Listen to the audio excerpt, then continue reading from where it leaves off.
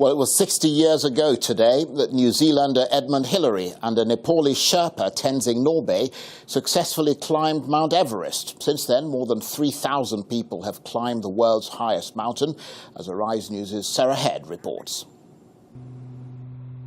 Mount Everest, the roof of the world. And this was the moment Edmund Hillary and Tenzing Norgay conquered it. The pair were the first to reach the summit in a feat that made them heroes all over the world. The biggest thing about 1953 is they were going into the unknown. You know, people didn't know what was up there. They didn't know that whether or not we could remain conscious. They didn't know whether they could climb that final summit, Knife Edge Ridge, and get up what is now called the Hillary Steps. Kancha Sherpa was among 300 staff employed to carry more than 8 tons of equipment on the expedition. In March 1963, they left Kathmandu on a historic journey that would last more than 2 months. Everyone knew Tenzing and Hillary climbed Everest, but nobody knows how hard we worked along the way. We asked ourselves, what will we find at the top? We had no idea. But with no state-of-the-art gear or satellite navigation systems, climbing Everest in 1953 was poles apart from what it is today. There is a vast difference between our time and now.